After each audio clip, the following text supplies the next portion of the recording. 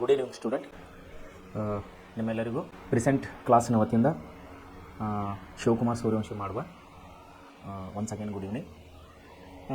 ಆತ್ಮೀಯ ವಿದ್ಯಾರ್ಥಿಗಳೇ, ಇವತ್ತಿನ ದಿವಸ ನಾನು ನಿಮಗೆ ಕನ್ನಡ ವಿಷಯ ಪಾಠ ಮಾಡಲಿಕ್ಕೆ ಬಂದಿದ್ದೇನೆ. ಮೊದಲನೇ ಪಾಠ ನಮ್ಮ ಭಾಷೆ ಅನ್ನೋ ಪಾಠದ ಬಗ್ಗೆ ನಾವು ನಿನ್ನೆ ಅಭ್ಯಾಸ ಮಾಡಿದ್ದೇವೆ. ಇವತ್ತೇ ಉಳಿದ ಭಾಗವನ್ನು ನಾವು ಅಭ್ಯಾಸ ಮಾಡೋಣ.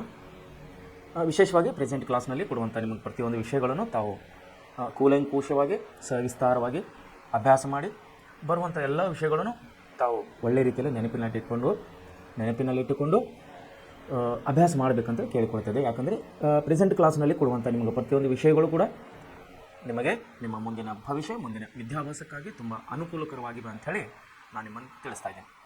ಸೊ ಇವಾಗ ನಾವು ಪಾಠಕ್ಕೆ ಬರೋಣ.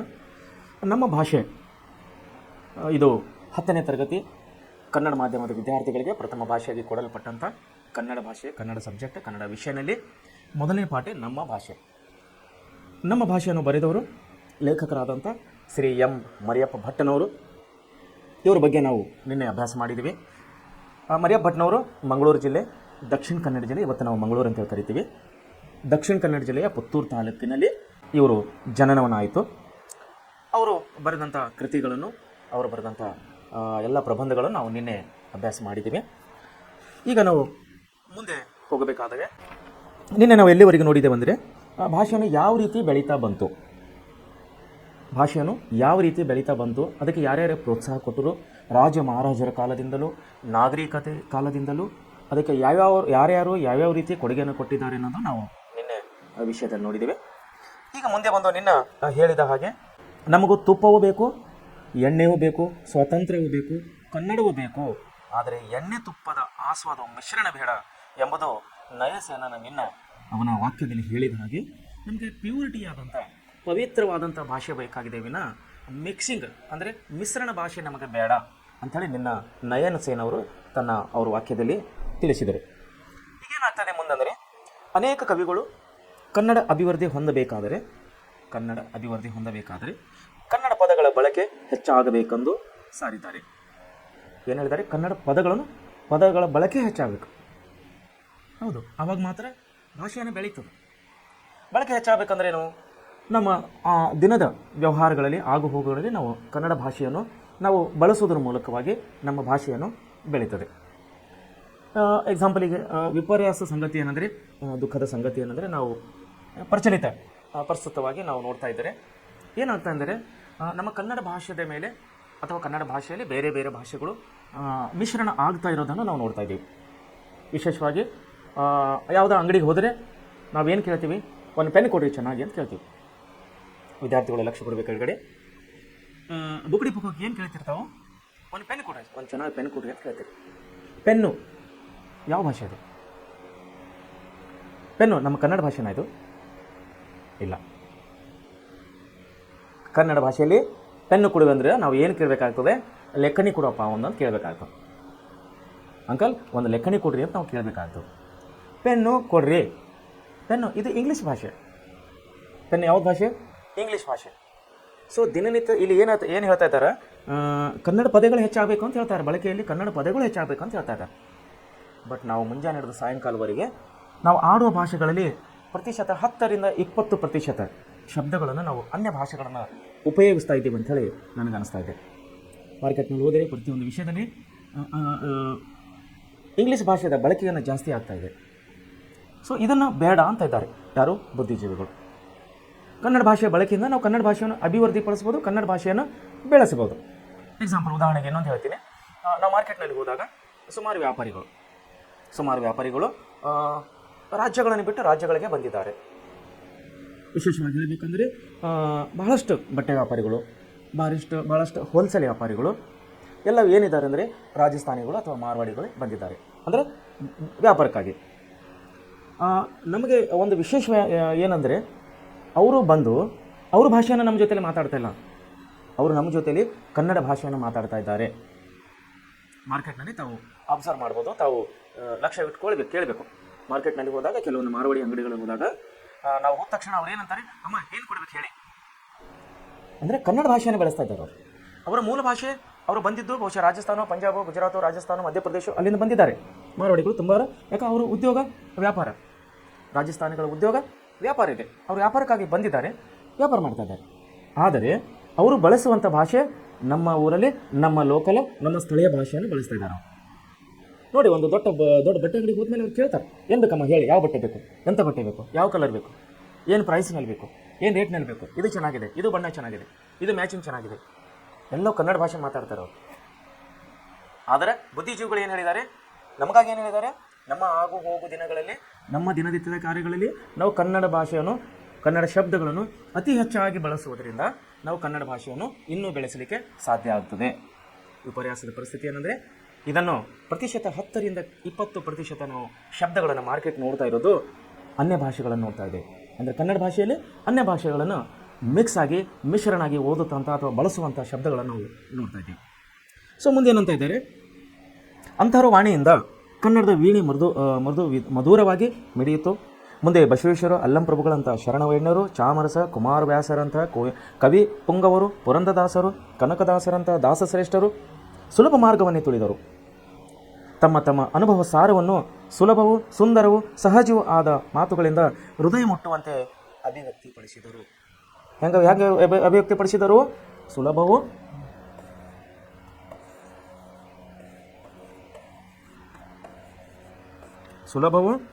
ಸುಂದರವೂ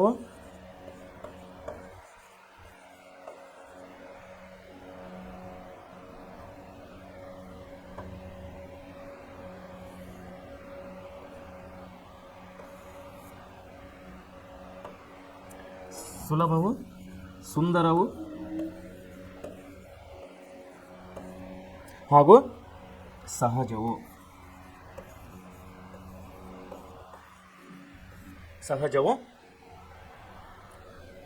ಆದ ಮಾತುಗಳಿಂದ ಹೃದಯ ಮುಟ್ಟುವಂತೆ ಅಭಿವ್ಯಕ್ತಿಯನ್ನು ಪಡಿಸಿದರು. ಸುಲಭವೂ ಸುಂದರವೂ ಮತ್ತು ಸಹಜವೂ ಆದ ಮಾತುಗಳಿಂದ ಹೃದಯ ಮುಟ್ಟುವಂತೆ ಅವರು ಅಭಿವ್ಯಕ್ತಿಯನ್ನು ಪಡಿಸಿದರು. ಹೀಗೆ ಕನ್ನಡ ಭಾಷೆ ಹದಗೊಂಡುದರಿಂದ, ಹದ ಅಂದರೆ ಏನಂತೀರಿ, ಮನೆಯಲ್ಲಿ ನಮ್ಮ ತಾಯಿಯಂದರು ರೊಟ್ಟಿ ಮಾಡುವ ಹಿಟ್ಟನ್ನು ಏನು ಮಾಡ್ತಾರೆ, ಹದ ಮಾಡ್ತಾರೆ, ಮಿಕ್ಸ್ ಮಾಡ್ತಾರೆ. ಎಷ್ಟು ಚೆನ್ನಾಗಿ ಮಿಕ್ಸ್ ಮಾಡ್ತಾರೆ, ಎಷ್ಟು ಚೆನ್ನಾಗಿ ಅವರು ಹದ ಮಾಡ್ತಾರೋ ರೊಟ್ಟಿ ಅಷ್ಟು ಚೆನ್ನಾಗಾಗುತ್ತೆ, ಅಷ್ಟು ಟೇಸ್ಟ್ ಆಗುತ್ತೆ. ಸೊ ಇಲ್ಲಿ ಭಾಷೆ ಕೂಡ ಅದೇ ರೀತಿಯಾಗಿದೆ. ಸುಂದರವೂ ಸುಲಭವೂ ಸಹಜವೂ ಹದಗೊಂಡಿದ್ದರಿಂದ ಅದು ಸುಲಿದ ಬಾಳೆಯ ಹಣ್ಣಿನಂತೆ, ಸಿಗುರು ತೆಗೆದ ಕಬ್ಬಿನಂತೆ, ಉಷ್ಣ ಅಳಿದ ಹಾಲಿನಂತೆ ಸುಲಭವೂ ರುಚಿಯುಳ್ಳದು ಆಗಿದೆ ಎಂದು ಕವಿ ಮಹಾಲಿಂಗರಂಗ ಉದ್ಘೋಷಿಸಲು ಸಾಧ್ಯವಾಯಿತು. ಸೊ ಈ ರೀತಿ ನಮ್ಮ ಎಲ್ಲ ಮಹಾನುಭಾವರು, ನಮ್ಮ ಎಲ್ಲ ಮೇಧಾವಿಗಳು, ನಮ್ಮ ಎಲ್ಲ ಪಂಡಿತರು, ಎಲ್ಲ ಕನ್ನಡ ಪಂಡಿತರು ಏನು ಮಾಡಿದ್ದಾರೆ, ಅವರು ಭಾಷೆಯನ್ನು ಸುಲಭವಾಗಿ ಸುಂದರವಾಗಿ ಸಹಜವಾಗಿ ಮಾತನಾಡುವಂತೆ ನಮ್ಮನ್ನು ಬೆಳೆಸಿಕೊಟ್ಟಿದ್ದರಿಂದ ಇವತ್ತು ನಾವು ಆ ಭಾಷೆಯನ್ನು ನಾವು ಹೇಗೆ ಮಾತಾಡ್ತಾ ಇದ್ದೇವೋ, ಎಷ್ಟು ಈಸಿಯಾಗಿ ಎಷ್ಟು ಸಲೀಸಾಗಿ ಮಾತಾಡ್ತಾ ಇದ್ದೇವೆ ಅಂದರೆ ಬಾಳೆಹಣ್ಣಿನ ಶಿಪ್ಪೆಯನ್ನು ತೆಗೆದ ಹಾಗೆ. ಬಾಳೆಹಣ್ಣು ಶಿಪ್ಪೆ ತೆಗೆಲಾಗಿ ಯಾರಿಗಾದ್ರೂ ಕಷ್ಟ ಇದೆ, ಎಷ್ಟು ಈಸಿಯಾಗಿ ಬಂದ್ಬಿಡ್ತಲ್ಲ. ಬಾಳೆಹಣ್ಣು ಶಿಪ್ಪೆ ತೆಗಿಲ ಕಷ್ಟನ, ಅದಕ್ಕೆ ವೇಟ್ ಹಾಕಬೇಕಾ, ಅದಕ್ಕೆ ಏನಾದರೂ ಬುದ್ಧಿ ತಲೆ ಚುರುಕೋಬೇಕಾ, ಹೀಗೆ ಹೇಳಿದೆ ಹೇಳಿದ್ಬಿಟ್ರೆ ಬಂದುಬಿಡ್ತಾರೆ. ಅಷ್ಟು ಸಲೀಸಾಗಿ ಕನ್ನಡ ಭಾಷೆಯನ್ನು ನಮ್ಮನ್ನು ಅಭಿವೃದ್ಧಿಪಡಿಸಿ ಕೊಟ್ಟಿದ್ದಾರೆ. ಒಂದು ಭಾಷೆ ಅನ್ಯ ಭಾಷೆಯಿಂದ ಏನನ್ನು ಎರವಲಾಗಿ ತೆಗೆದುಕೊಳ್ಳಬಾರದೆಂದು ಯಾರೂ ತಿಳಿಯಲಾಗದು. ನೆರೆಹೊರೆಯ ಭಾಷೆಗಳಲ್ಲಿ ನೆರೆಹೊರೆಯ ಭಾಷೆಗಳಲ್ಲಿ ಕೋಳು ಕೊಡುಗೆಯ ವ್ಯವಹಾರ ನಡೆಯುತ್ತದೆ. ಕೋಳು ಕೊಡುಗೆ ಅಂದರೆ ತಗೊಳ್ಳೋದು ಕೊಡುವುದು ವ್ಯವಹಾರ ನಡೆಯಲೇಬೇಕು. ಅದು ಸಹಜ ಸಜೀವ ಭಾಷೆಯ ಲಕ್ಷಣ. ಆದರೆ ಸ್ವೀಕರಿಸುವಾಗ ತನ್ನತನವನ್ನು ಕಳೆದುಕೊಳ್ಳದಂತೆ ಕಾಪಾಡಿಕೊಳ್ಳಬೇಕು.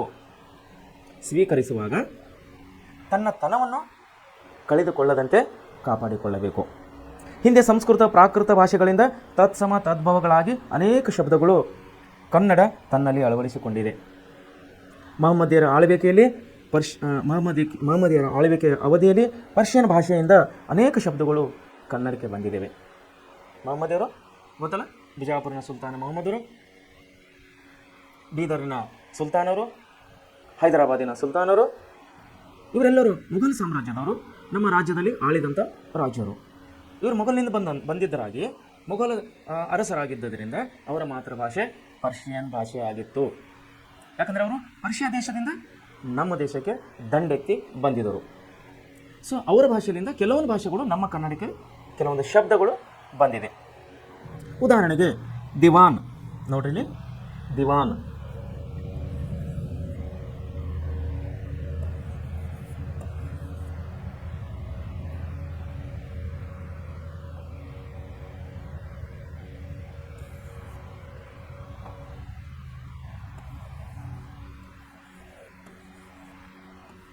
ದಿವಾನ್. ದಿವಾನ್ ಅಂದರೆ ಸರ್ಕಾರ. ದಿವಾನ್ ಅಂದರೆ ಸರ್ಕಾರ. ಮುನ್ಸಿ, ಮುನ್ಸಿ, ಮುನ್ಸಿ ಅಂದರೆ ಸರ್ದಾರ. ಮುನ್ಸಿ ಅಂದರೆ ಸರ್ದಾರ. ದೌಲತ್ತು ಅಂದರೆ ಮುಸಾಫರ್. ಕಚೇರಿ ಅಂದರೆ ಸುಬೇದಾರ. ಅಮಲ್ದಾರ್ ಅಂದರೆ ತಹಶೀಲ್ದಾರ. ಅಮಲ್ದಾರ್.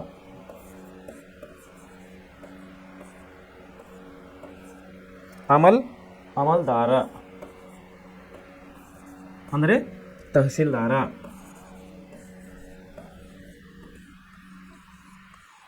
ತಹಶೀಲ್ದಾರ. ಹೀಗೆ ನಾವು ಅನ್ಯ ಭಾಷೆಗಳನ್ನು ನಾವು ಪರ್ಷಿಯನ್ ಭಾಷೆಯು ನಮಗೆ ಯಾವ ರೀತಿ ಕನ್ನಡದಲ್ಲಿ ಇವತ್ತು ನಾವು ಆಡ್ತಾ ಇದ್ದೇವೆ ಅನ್ನೋದು ಇಲ್ಲಿ ಕೊಟ್ಟಿದ್ದಾರೆ. ಎಲ್ಲಿಂದ ಬಂತಿದ್ದು? ಮಹಮ್ಮದರ ಆಳ್ವಿಕೆಯಲ್ಲಿ. ಮಹಮ್ಮದ್ ಗವಾನ್ರು, ಮಹಮ್ಮದ್ ಅರಸರು ನಮ್ಮ ರಾಜ್ಯದಲ್ಲಿ, ನಮ್ಮ ದೇಶದಲ್ಲಿ ಆಳ್ವಿಕೆ ನಡೆಸ್ತಿದ್ದಾಗ ಅವರು ಬಳಸುತ್ತಿದ್ದಂಥ ಭಾಷೆ ಪರ್ಷಿಯನ್ ಭಾಷೆ. ಇವೆಲ್ಲವೂ ಪರ್ಷಿಯನ್ ಭಾಷೆ.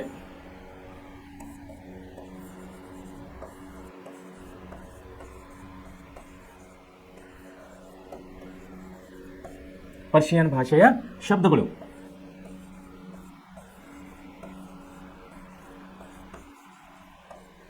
ಪರ್ಷಿಯನ್ ಭಾಷೆಯ ಶಬ್ದಗಳು. ದಿವಾನ್ರು. ದಿವಾನ್ ಅಂದರೆ ಯಾರು? ಸರ್ಕಾರ ಅಂದಂಗ. ಮುನ್ಸಿ ಅಂದರೆ ಯಾರು? ಸರ್ದಾರ್ ಅಂದಂಗ. ಅಮಲ್ದಾರ್ ಅಂದರೆ ಯಾರು? ತಹಸೀಲ್ದಾರ್ ಅಂದಂಗ. ಹೀಗೆ ಹಲವು ಶಬ್ದಗಳನ್ನು ಪರ್ಷಿಯನ್ ಭಾಷೆಯಿಂದ ನಮ್ಮ ಕನ್ನಡ ಭಾಷೆಗೆ ಬಂದಿವೆ. ಹಾಗೆಯೇ ಅಸಂಖ್ಯಾತ ಇಂಗ್ಲಿಷ್ ಶಬ್ದಗಳು. ಅಸಂಖ್ಯಾತ ಇಂಗ್ಲಿಷ್ ಶಬ್ದಗಳು ಕನ್ನಡದ ಉಡುಪನ್ನು ಧರಿಸಿ ಒಳಗೆ ಬಂದು ಬಿಟ್ಟಿವೆ. ಎಕ್ಸಾಂಪಲ್, ಉದಾಹರಣೆಗೆ rail, motor, hotel, office, school, cinema, radio, ಆಸ್ಪತ್ರೆ, ಕೋರ್ಟು, ಡಿಗ್ರಿ, ಲೈಟು ಮೊದಲಾದ ಶಬ್ದಗಳು ನಮ್ಮೆಲ್ಲರ ಮನೆ ಮಾತಾಗಿವೆ ಇವತ್ತಿನ ಕಾಲದಲ್ಲಿ. ವಿಶೇಷವಾಗಿ ನೋಡ್ಬೇಕು ತಾವು,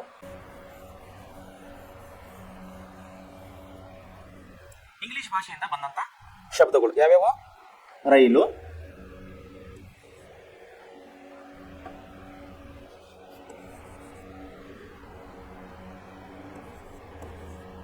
ರೈಲು, ಮೋಟಾರು,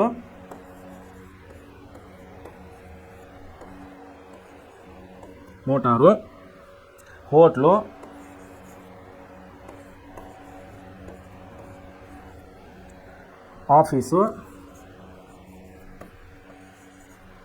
ಆಫೀಸು, ರೇಡಿಯೋ,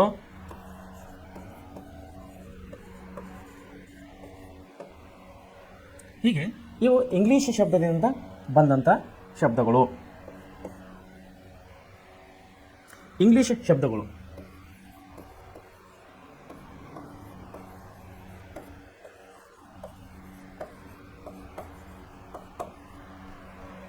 ಇವು ಇಂಗ್ಲೀಷು ಶಬ್ದಗಳು ಯಾವ್ಯಾವು? ರೈಲು, ಮೋಟಾರು, ಹೋಟೆಲು, ಆಫೀಸು, ರೇಡಿಯೋ, ಹಲವು ಮುಂತಾದ ಶಬ್ದಗಳು. ನೋಡಿರಿ, ರೈಲು ನಮ್ಮ ಕನ್ನಡ ಭಾಷೆನ. ಕನ್ನಡದಾಗ ಏನಂತ ಕರಿತೀವಿ ರೀ ರೈಲಿಗೆ? ನೆನ್ಪು ಮಾಡ್ಕೊಡ್ರಿ, ಉಗಿ ಬಂಡಿ. ರೈಲಿಗೆ ಏನಂತ ಕರಿತೀವಿ ನಾವು? ಉಗಿ ಬಂಡಿ ಕನ್ನಡದಲ್ಲಿ. ಮೋಟ್ರಿಗೆ ನಾವು ಏನು ಕರಿತೀವಿ? ವಾಹನ. ಆಮೇಲೆ ಹೋಟ್ಲಿಗೆ ನಾವು ಏನು ಕರಿತೀವಿ? ನೆನ್ಪು ಮಾಡ್ಕೊಡ್ರಿ. ಆಫೀಸ್ಗೆ ನಾವೇನು ಕರಿತೀವಿ? ಆಫೀಸ್. ಇದು ಇಂಗ್ಲೀಷ್ ಶಬ್ದ. ಕನ್ನಡದಲ್ಲಿ ನಾವೇನು ಕರಿತೀವಿ? ಕಚೇರಿ. ಹೋಟೆಲ್ಗೆ ಏನು ಕರಿತೀವಿ? ಖಾನಾವಳಿ, ಈ ರೀತಿ ಹಲವು, ರೇಡಿಯೋ, ಇವೆಲ್ಲ ಶಬ್ದಗಳು ಇಂಗ್ಲೀಷಿನಿಂದ ಬಂದಂಥ ಶಬ್ದಗಳು. ಇವೇನಾಗಿದೆ, ಕನ್ನಡದಲ್ಲಿ ಏನಾಗಿದೆ, ಕಾಮನ್ ವರ್ಡ್ಸ್ ಆಗಿದೆ, ಸಾಮಾನ್ಯ ಶಬ್ದಗಳಾಗ್ಬಿಟ್ಟಿದೆ. ಎಲ್ಲೋರ್ ಬಾಯಿಂದ ಎಲ್ಲಿ ಹೋಗ್ತಾ ಇದೆಯಪ್ಪ, ಟ್ರೈನಿಗೆ ಹೋಗ್ತಾ ಇದೆ, ರೈಲಿಗೆ ಹೋಗ್ತಾ ಇದೆ. ಯಾವ ಶಬ್ದ ರೈಲು? ಯಾವ ಆಫೀಸು? ಎಲ್ಲಿ ಹೋಗ್ತಾ ಇದೆಯಪ್ಪ? ಆಫೀಸ್ಗೆ ಹೋಗ್ತಾ ಇದ್ದೀವಿ. ಯಾವ ಆಫೀಸು? ಕನ್ನಡ ಶಬ್ದ ಏನಪ್ಪ ಇದು, ಆಫೀಸು ಇಲ್ಲ. ಸೊ ನಾವು ಇದನ್ನು ಸ್ವಲ್ಪ ಆದಷ್ಟು ಅವಾಯ್ಡ್ ಮಾಡಬೇಕು. ಆದಷ್ಟು ನಾವು ಸ್ವಲ್ಪ ಇದನ್ನು ಕಡಿಮೆ ಮಾಡಿಕೊಂಡು ತಿಳಿದವರು ಬುದ್ಧಿಜೀವಿಗಳು ತನ್ನ ಮಕ್ಕಳಿಗೆ, ತನ್ನ ಸಹೋದರ ಸಹೋದರಿಗೆ, ತನ್ನ ಅಕ್ಕಪಕ್ಕದವರಿಗೆ, ತನ್ನ ಕಚೇರಿಯಲ್ಲಿ ಕೆಲಸ ಮಾಡುವ ಸಹೋದ್ಯೋಗಿಗಳೊಂದಿಗೆ ಆದಷ್ಟು ನಾವು ಕನ್ನಡ ಭಾಷೆಗಳನ್ನು, ಕನ್ನಡ ಶಬ್ದಗಳನ್ನು ಬಳಸೋದ್ರಿಂದ ನಾವು ಕನ್ನಡ ಭಾಷೆಯನ್ನು ಇನ್ನೂ ಹೆಚ್ಚೆಚ್ಚಾಗಿ ನಾವು ಅಭಿವೃದ್ಧಿಪಡಿಸಬಹುದು. ಸೊ ಇದನ್ನು ಹೇಳ್ತಾ ಇದ್ದಾರೆ. ಏನು ಹೇಳ್ತಾ ಇದ್ದಾರೆ? ಹಾಗೆ ಅಸಂಖ್ಯಾತ ಇಂಗ್ಲೀಷ್ ಶಬ್ದಗಳು ನೋಡಿ, ಒಂದಿಲ್ಲ ಎರಡಿಲ್ಲ, ಅಸಂಖ್ಯಾತ ಇಂಗ್ಲೀಷ್ ಶಬ್ದಗಳು ಕನ್ನಡದ ಉಡುಪನ್ನು ಧರಿಸಿ ಒಳಗೆ ಬಂದು ಬಿಟ್ಟಿವೆ. Rail, motor, hotel, office, school, cinema, radio, ಆಸ್ಪತ್ರೆ, ಕೋರ್ಟು, ಡಿಗ್ರಿ, ಲೈಟು ಮೊದಲಾದ ಲೈಟ್ ನೋಡಿರಿ. ಲೈಟ್ ಇದು ಶಬ್ದ ಯಾವ ಶಬ್ದ ರೀ? ಇಂಗ್ಲೀಷ್ ಶಬ್ದ. ಕನ್ನಡದಲ್ಲಿ ನಾವೇನು ಕರಿಬೇಕು ಲೈಟಿಗೆ? ಬೆಳಕು. ಬೆಳಕು ಹಾಕ, ಲೈಟ್ ಹಾಕಪ್ಪ ಅಂತೀರಿ. ಬೆಳಕು ಹಾಕಪ್ಪ ಅಂತ ಯಾರಾದ್ರೂ ಅಂತೀವ? ಮನೇಲಿ ನೋಡಿರಿ, ಬೆಳಕು ಹಾಕಪ್ಪ, ಬಟನ್ ಆನ್ ಮಾಡಪ್ಪ, ಬಟನ್ ಸ್ವಿಚ್ ಆನ್ ಮಾಡಿ, ಲೈಟ್ ಹಾಕು. ಬಟನು, ಸ್ವಿಚ್ಚು, ಲೈಟು ಯಾವ ಶಬ್ದಗಳು? ಇಂಗ್ಲೀಷ್ ಶಬ್ದಗಳು, ನಮ್ಮ ಕನ್ನಡ ಶಬ್ದಗಳು ಅಲ್ಲ. ಸೊ ಇದನ್ನು ಹೇಳ್ತಾ ಇದ್ದಾರೆ ಬುದ್ಧಿಜೀವಿಗಳು. ನಾವು ಕನ್ನಡ ಶಬ್ದಗಳನ್ನು ಹೆಚ್ಚೆಚ್ಚಾಗಿ ಬಳಸುವುದರಿಂದ ಕನ್ನಡ ಭಾಷೆಯನ್ನು ನಾವು ಇನ್ನೂ ಅಭಿವೃದ್ಧಿಪಡಿಸಬಹುದು. ಮೊದಲಾದ ನಮ್ಮೆಲ್ಲರ ಮನೆ ಮಾತಾಗಿವೆ.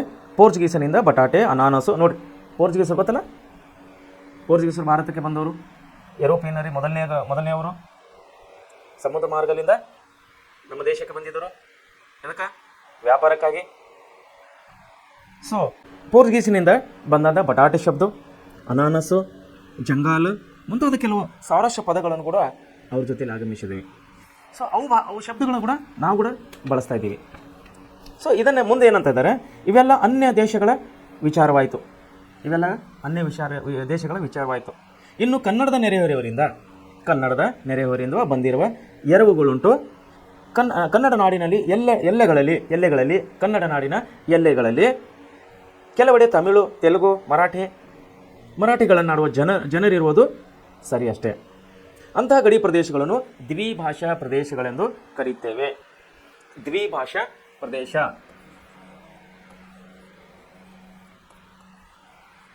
ದ್ವಿಭಾಷಾ ಪ್ರದೇಶಗಳಂತ ಹೇಳಿ ನಾವು ಕರಿತೇವೆ.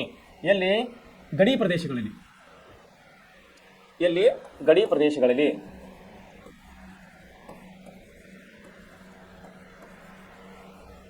ಗಡಿ ಪ್ರದೇಶಗಳಲ್ಲಿ ನಾವು ದ್ವಿಭಾಷಾ ಪ್ರದೇಶಗಳಂತ ಹೇಳಿ ಕರಿತೀವಿ.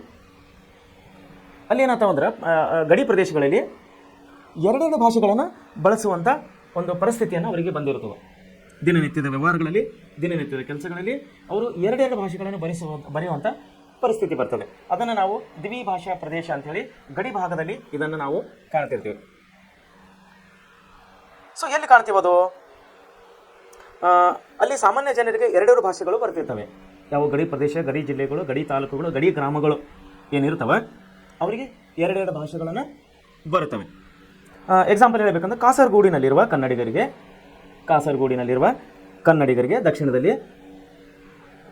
ದಕ್ಷಿಣದಲ್ಲಿ ಮಲಯಾಳ ಭಾಷೆಯ ವ್ಯವಹಾರ ಜ್ಞಾನವಿರುತ್ತದೆ. ಅಲ್ಲಿರುವ ಮಲಯಾಳಿಗಳಿಗೆ ಕನ್ನಡದ ವ್ಯವಹಾರ ಜ್ಞಾನವಿರುತ್ತದೆ. ನಮ್ಮ ಕನ್ನಡದವರಿಗೆ ಮಲಯಾಳಿ ಭಾಷೆಯ ಜ್ಞಾನವಿರುತ್ತದೆ. ಅಲ್ಲಿನ ಮಲಯಾಳಿಗಳಿಗೆ ನಮ್ಮ ಕನ್ನಡ ಭಾಷೆಯ ಜ್ಞಾನವಿರುತ್ತದೆ. ಯಾಕಂದರೆ ಅವು ಗಡಿ ಭಾಗದ ಗ್ರಾಮಗಳು, ಗಡಿ ಭಾಗದ ತಾಲೂಕುಗಳು.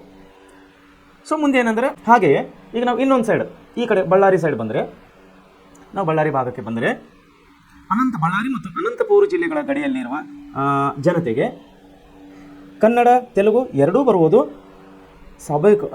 ಸ್ವಾಭಾವಿಕವಾಗಿ ಗಡಿ ಜನರ ವ್ಯವಹಾರ ಸಂಪರ್ಕಗಳಿಂದ ನೇರ ಮಾತುಗಳಲ್ಲಿ ಕೋಳು ಕೊಡುಗೆ ನಡೆಯುತ್ತಲೇ ಇದೆ. ಕೋಳು ಕೊಡುಗೆ ಅಂದರೆ ನಾವು ಕೊಡೋದು, ನಾವು ತಗೊಳ್ಳೋದು. ನಮ್ಮ ಭಾಷೆ ಅವರಿಗೂ ಕೊಡೋದು, ಅವ್ರ ಭಾಷೆ ನಾವು ತಗೊಳ್ಳೋದು. ಎಲ್ಲಿ? ಗಡಿ ಭಾಗಗಳಲ್ಲಿ. ಅದನ್ನೇ ನಾವು ದ್ವಿಭಾಷಾ ಪ್ರದೇಶಗಳಂತೇಳಿ ಕರಿತೀವಿ. ಕಾಸರಗೋಡಿನಲ್ಲಿ ಮಲಯಾಳಿ ಬರ್ತದೆ ಕನ್ನಡಿಗರಿಗೆ, ಬಳ್ಳಾರಿನಲ್ಲಿ ತೆಲುಗು ಬರ್ತದೆ ಕನ್ನಡಿಗರಿಗೆ. ಸ್ವಾಭಾವಿಕವಾಗಿ ಗಡಿ ಜನರ ಕೂಡಿಕೊಳ್ಳುತ್ತಲೇ ಇದೆ. ಇದರಿಂದ ಕನ್ನಡವು ಅದರ ನೇರ ನುಡಿಗಳು ಪರಸ್ಪರ ಎರವುಗಳಿಂದ ಅಭಿವೃದ್ಧಿ ಹೊಂದುತ್ತಾನೇ ಇದೆ. ಭಾಷೆಯಲ್ಲಿದ್ದ ಸಾಮಗ್ರಿಯನ್ನೇ ಉಪಯೋಗಿಸಿಕೊಂಡು ಭಾಷೆಯಲ್ಲಿದ್ದ ಸಾಮಗ್ರಿಯನ್ನು ಉಪಯೋಗಿಸಿಕೊಂಡು ಭಾಷಾ ಅಭಿವೃದ್ಧಿಯನ್ನು ಮಾಡುವ ಇನ್ನೊಂದು ವಿಧಾನ ನುಡಿಗಟ್ಟುಗಳಿಗೆ ಸೇರಿದು. ನುಡಿಗಟ್ಟುಗಳಂದರೆ ಶಬ್ದಕೋಶ, ಶಬ್ದ ಭಂಡಾರ ಗಳಿಗೆ ನಾವು ನುಡಿಗಟ್ಟುಗಳಂತ ಹೇಳಿ ಕರಿತೀವಿ. 2 ಅಥವಾ ಹೆಚ್ಚು ಶಬ್ದಗಳು ಸೇರಿ ಒಂದು ನುಡಿಗಟ್ಟಾಗೇನೆ ಅದಕ್ಕೊಂದು ನವೀನ ಅರ್ಥ ಬರುವಂತೆ ಇದು ಎಲ್ಲ ಭಾಷೆಗಳಲ್ಲಿ ಕಾಣುವುದು ಸಹಜ ಶಕ್ತಿ. ಈ ವಿಚಿತ್ರ ಸಹಜ ಶಕ್ತಿ ಕನ್ನಡದಲ್ಲಿ ಅನೇಕ ಅಂದವಾದ ನುಡಿಗಟ್ಟುಗಳನ್ನು ಉಂಟು ಮಾಡುತ್ತದೆ. ಕಣ್ ಎಂಬುದು ಶಬ್ದದೊಡನೆ ಬೇರೆ ಶಬ್ದಗಳು ಸೇರಿ ಗಟ್ಟಿಸುವ ಸನ್ನಿವೇಶವನ್ನು ಗಮನಿಸಿ. ಕಣ್ ಅನ್ನುವ ಶಬ್ದದೊಂದಿಗೆ ಬೇರೆ ಶಬ್ದಗಳನ್ನು ಕೂಡಿಸಿ ನೋಡುವಾಗ ಯಾವ ರೀತಿ ಬರುತ್ತೆ ಅನ್ನೋದು ಇಲ್ಲಿ ನೋಡಿ ತಾವು. ಕಣ್ಗೊಳಿಸು,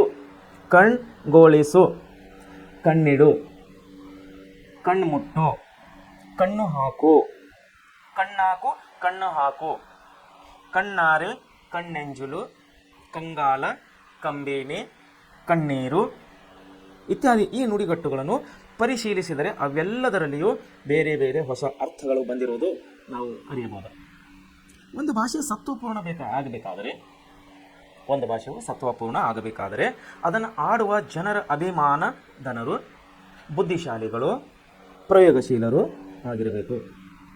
ಒಂದು ಭಾಷೆಯು ಸತ್ವಪೂರ್ಣ ಆಗಬೇಕಾದರೆ, ಪರಿಪೂರ್ಣ ಆಗಬೇಕಾದರೆ, ಒಂದು ಭಾಷೆಯು ಸತ್ವಪೂರ್ಣ, ಪರಿಪೂರ್ಣ, ಸಾರಪೂರ್ಣ ಆಗಬೇಕಾದರೆ ಅದನ್ನು ಆಡುವ ಜನರು, ಆ ಭಾಷೆಯನ್ನು ಆಡುವ ಜನರು ಅಭಿಮಾನಧನರು, ಬುದ್ಧಿಶಾಲಿಗಳು ಆಗಿರಬೇಕು. ಅಭಿಮಾನ ಬೇಕು ಅವ್ರಿಗೆ, ಆ ಭಾಷಿಕರಿಗೆ ಅವರಿಗೆ ಅಭಿಮಾನ ಇರಬೇಕು. ಅವ್ರಿಗೆ ಅಭಿಮಾನ ಇದ್ದಾಗ ಮಾತ್ರ ಪ್ರಯೋಗಶೀಲರಾಗ್ತಾರೋ. ಈಗ ನೋಡಿ ಎಕ್ಸಾಂಪಲ್, ನಾವು ಈಗ ಬೆಳಗಾವಿನಲ್ಲಿ ಹೋಗಿದ್ದಾಗ ಮರಾಠಿ ಪ್ರಭಾವ ಇದೆ ಅಲ್ಲಿ. ಯಾಕೆ ಗಡಿ ಜಿಲ್ಲೆ ಆಗಿದ್ದರಿಂದ ಅಲ್ಲಿ ಮರಾಠಿ ಪ್ರಭಾವ ಸಿಕ್ಕಾಪಟ್ಟಿ ಮರಾಠಿ ಪ್ರಭಾವ ಇರೋದರಿಂದ ಆದರೂ ಕೂಡ ನಮ್ಮ ಸ್ಥಳೀಯರು ಮರಾಠಿಯನ್ನರು ಕೂಡ ಕನ್ನಡ ಮಾತಾಡ್ತಾರೆ. ಅಲ್ಲಿ ಕನ್ನಡದರಂತೂ ಕನ್ನಡ ಮಾತಾಡೇ ಆಡ್ತಾರೆ. ಅದು ಯಾವ ರೀತಿ ಆಗಿದೆ ಅಂದ್ರೆ ಭಾಷಾ ಅಭಿವರ್ಧನೆ ಮಾಡುವ ಇನ್ನು ಏನಂತಾರೆ ಅಭಿಮಾನ. ಇದು ವಿಷಯ ಯಾಕೆ ಬಂತಿಲ್ಲ ಬೆಳಗಾವಿ ವಿಷಯ ಅಭಿಮಾನ. ನಾನು ನೋಡಿದ್ದು ಬೆಳಗಾವಿನಲ್ಲಿ ಒಂದು ಹೀಗೆ ಬೇರೆ ಕೆಲಸಕ್ಕೆ ಹೋದಾಗ ಬಹುಶಃ ಅಲ್ಲಿ ಕರ್ನಾಟಕ ರಾಜ್ಯೋತ್ಸವ ಒಂದು ಉತ್ಸವ ನಡೀತಾ ಇತ್ತು. ಚೆನ್ನಮ್ಮ ಸರ್ಕಲ್ನಿಂದ ಮೆರವಣಿಗೆ ಬರ್ತಾ ಇತ್ತು. ನಿಜ ಹೇಳಬೇಕಷ್ಟೇ ಎಷ್ಟು ವಿಜೃಂಭಣೆಯಿಂದ ಅವರು ಒಂದು ಕನ್ನಡ ಹಬ್ಬವನ್ನು, ಕನ್ನಡ ತೇರನ್ನು ಎಳಿತಾ ಇದ್ದಾರೆ ಅಂದರೆ ನಿಜಕ್ಕೂ ನಾನು ತುಂಬ ಸಂತೋಷನಾಗಿದೆ. ತುಂಬ ಅಭಿಮಾನ ಅವರಿಗೆ. ಬೆಳಗಾವಿ ಜಿಲ್ಲೆಯ ಜನರಿಗೆ ಕನ್ನಡ ಭಾಷೆ ಅಂದರೆ ತುಂಬ ಅಭಿಮಾನ. ಅದು ನಾನು ಕಣ್ಣಾರೆ ಕಂಡೇನೆ. ಅಷ್ಟು ಅಭಿಮಾನ ನಾನು ಇನ್ನೂ ಬೇರೆ ಜಿಲ್ಲೆಗಳಲ್ಲಿ, ಕರ್ನಾಟಕ ರಾಜ್ಯದ ನಾನು ಬೇರೆ ಜಿಲ್ಲೆಗಳಿಗೆ ಅಷ್ಟು ನೋಡಿಲ್ಲ. ಆದರೆ ಬೆಳಗಾವಿ ಜಿಲ್ಲೆಯ ಜನರಲ್ಲಿ ಕನ್ನಡ ಭಾಷೆಯು, ಕನ್ನಡ ಅಭಿಮಾನವು ತುಂಬ ರೂಪದಲ್ಲಿ ನಾನು ನೋಡಿದ್ದೇನೆ ಅವ್ರ ಹತ್ರ. ಸೊ 4-5 ಶತಮಾನಗಳ ಹಿಂದೆ ಆಂಗ್ಲ ಭಾಷೆ ಯುರೋಪಿಯನ್ ಸಾಮಾನ್ಯ ಭಾಷೆಗಳಲ್ಲಿ ಒಂದಾಗಿತ್ತು. ಆಂಗ್ಲ ಭಾಷೆ ಅಂದರೆ ಇಂಗ್ಲೀಷ್ ಭಾಷೆ. ಯುರೋಪಿಯನರು ಅಂದರೆ ಯಾರ್ಯಾರು ಬಂದರು ಅದರಲ್ಲಿ? ಫ್ರೆಂಚರು ಬಂದರು, ಡಚ್ಚರು ಬಂದರು, ಮತ್ತು ಯಾರು ಬಂದರು? ಪೋರ್ಚುಗೀಸರು ಬಂದರು ಮತ್ತು ಬ್ರಿಟಿಷರು ಬಂದರು, ಅಂದರೆ ಅಂಗ್ರೇಜರು ಬಂದರು. ಇಲ್ಲೇನಾಯಿತು? ಹಿಂದೆ 4-5 ಶತಮಾನಗಳ ಹಿಂದೆ ಹೋದರೆ ಆಂಗ್ಲ ಭಾಷೆಯು ಯುರೋಪಿಯನ್ ಭಾಷೆಗಳಲ್ಲಿ ಒಂದಾಗಿತ್ತು. ಆಂಗ್ಲದ ಜನತೆ ಸಹಜೀವಿಯಾಗಿ ಬುದ್ಧಿಶಾಲಿಯಾಯಿತು, ಸಾಹಸಜೀವಿಯಾಗಿ ಬುದ್ಧಿಶಾಲಿಯಾಯಿತು.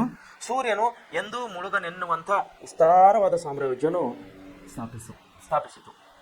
ನೋಡಿ, ತಾವು ನೋಡಿರ್ತೀರಿ. ನನ್ನ ಇನ್ನೊಂದು ವಿಷಯ ಇತಿಹಾಸ ನಾನು ನಿಮಗೆ ಪಾಠ ಮಾಡ್ತಾ ಇದ್ದೀನಿ. ಇತಿಹಾಸ ಪಾಠದಲ್ಲಿ ನಾನು ಹಲವು ಸಾರಿ ಈ ಶಬ್ದನ ನಾನು ರಿಪೀಟ್ ಮಾಡಿದ್ದೀನಿ. ಪುನಃ ಹೇಳುವಂಥ ಪ್ರಯತ್ನ ಮಾಡಿದ್ದೀನಿ. ಯುರೋಪಿಯನರ ಆಗಮನದ ಒಂದು ಪಾಠದಲ್ಲಿ ಸೂರ್ಯ ಮುಳುಗದ ದೇಶ ಅಂಥೇಳಿ ಈ ವಿಷಯನ ನಾನು ರಿಪೀಟ್ ತೊಗೊಂಡಿನಿ. ಆ ಶಬ್ದನ ಮತ್ತು ಇಲ್ಲಿ ಕನ್ನಡದಲ್ಲಿ ಕೂಡ ಈಗ ನಮಗೆ ರಿಪೀಟ್ ಆಗ್ತಾ ಇದೆ. ಭಾಷೆ ವಿಷಯವಾಗಿ ಯಾವುದರ ವಿಷಯವಾಗಿ ಬಂತು? ಇಲ್ಲಿ ಭಾಷೆ ವಿಷಯವಾಗಿ ಇಲ್ಲಿ ನಮ್ಮ ಪಠ್ಯ ಪುಸ್ತಕದಲ್ಲಿ ಕೊಡಲಾಗಿದೆ. ಸೂರ್ಯನು ಎಂದೂ ಮುಳುಗದಂಥ ಸವಿಸ್ತಾರವಾದ ಸಾಮ್ರಾಜ್ಯವನ್ನು ಅವರು ಸ್ಥಾಪಿಸಿತು. ದೇಶ ವಿದೇಶಗಳ ಭಾಷೆ ಹಾಗೂ ಸಾಹಿತ್ಯ ಸಂಸ್ಕೃತಿಯನ್ನು ಆಂಗ್ಲ ಪಂಡಿತರು ಮುಕ್ತ ಮನಸ್ಸಿನಿಂದ ಅಭ್ಯಸಿಸಿದರು. ನೋಡಿ, ಯುರೋಪಿಯನು ಆಂಗ್ಲ ಪಂಡಿತರು, ವಿಶೇಷವಾಗಿ ಅದರಲ್ಲಿ ಯುರೋಪಿಯನ್ನರು. ಬಹುಶಃ ತಮಗೆ ಗೊತ್ತಿರಬೇಕು, ಕಿಟಲ್ ಫರ್ನಾಂಡಿಸ್ ಇದೆ ನಮ್ಮ ಧಾರವಾಡನಲ್ಲಿ. ಕನ್ನಡ ಶಬ್ದಕೋಶ, ಕನ್ನಡ ಇಂಗ್ಲೀಷ, ಕನ್ನಡ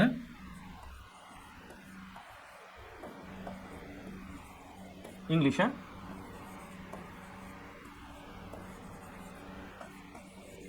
ಕನ್ನಡ ಇಂಗ್ಲೀಷ ಶಬ್ದಕೋಶವನ್ನು ಬರೆದವರು ಯಾರು?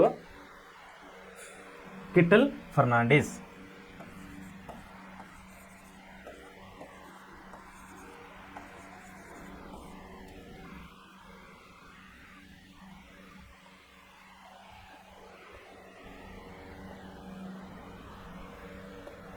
ಕಿಟ್ಟಲ್ ಫರ್ನಾಂಡಿಸ್.